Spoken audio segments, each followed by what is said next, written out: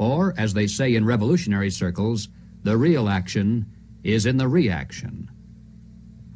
In 1968, Random House Incorporated published this book by James Coonan, The Strawberry Statement, Notes of a College Revolutionary.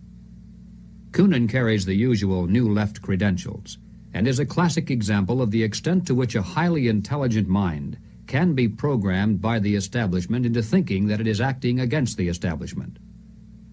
Coonan was one of the leading participants in the first student seizure of an American university, which occurred at Columbia in April of 1968. Initially, the movement was not large and easily could have been stopped by a simple police action. But as usual, the anti-establishment forces received their greatest help from the establishment itself.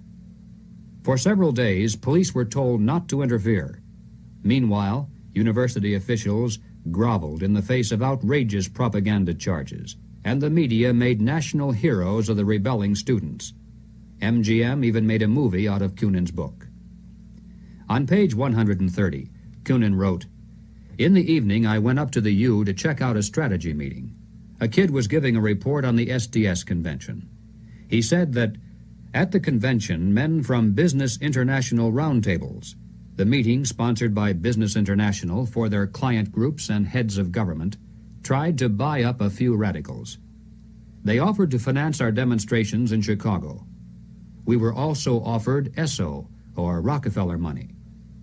They want us to make a lot of radical commotion so they can look more in the center as they move to the left." Jerry Kirk, while a student at the University of Chicago, was active in the SDS, the Du Bois Club, the Black Panthers, and the Communist Party. In 1969, Mr. Kirk broke from the party, and the following year testified before the House and Senate Internal Security Committees. Here is what Mr. Kirk has told us. "Young people have no conception of the conspiracy strategy of pressure from above and pressure from below. They have no idea that they're playing into the hands of the establishment they claim to hate. The radicals think they're fighting the forces of the super-rich, like Rockefeller and Ford, and don't realize that it is precisely such forces which are behind their own revolution, financing it and using it for their own purposes." When Stokely Carmichael was head of the militant revolutionary group known as SNCC, he was invited to speak at the University of Chicago. Jerry Kirk, then still a Black Panther, was among those who attended, and here is how he described Carmichael's appearance. Mr. Carmichael was obviously in the middle of something rather important, which made him more nervous and more tense than in the past. He started speaking of things which he said he could not have said before because his research was not finished. He spoke of the false consciousness of many blacks who believed the Jews were the instrument of oppression of blacks. And he made note of the fact that even though many Jewish people, for example in New York, own quite a bit of land, one must understand that the overwhelming percentages of mortgages in Harlem was owned not by Jewish people, but by Morgan Guarantee Trust, the Morgan family, and Chase Manhattan Bank, the Rockefellers.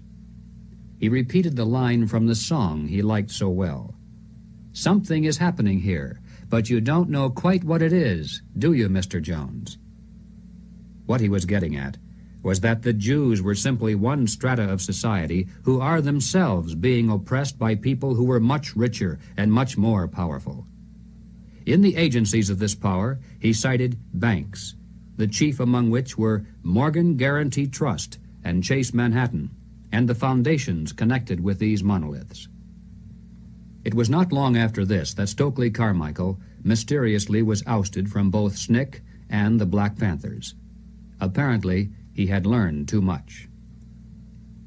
More and more young radicals are beginning to wake up to the fact that their entire lives have been carefully programmed by the very people who are their hate symbols. They're beginning to realize that their so-called anti-establishment outlook actually is the calculated product of the establishment press, the establishment communications media, the establishment entertainment industry, the establishment schools. Rich men's corporations publish and popularize revolutionary books and songs. Through advertising, rich men's businesses subsidize revolutionary magazines. Rich men's tax-exempt foundations pour millions of dollars into left-wing organizations. The federal establishment in Washington, through agencies like the OEO, provide weekly paychecks to thousands of hardcore revolutionaries. And so we return again to the basic question, why? Why does the establishment publicly condemn but privately support the anti-establishment movement? Former communist Jerry Kirk answers, the idea is to create a situation where the people are so frightened of the violence all around them that they will throw their hands up in the air and demand, federal government, do something. And the only choice open will be martial law. The communists, black militants, and revolutionaries will never succeed in overthrowing the government of the United States. But unless they are stopped, they will scare the American people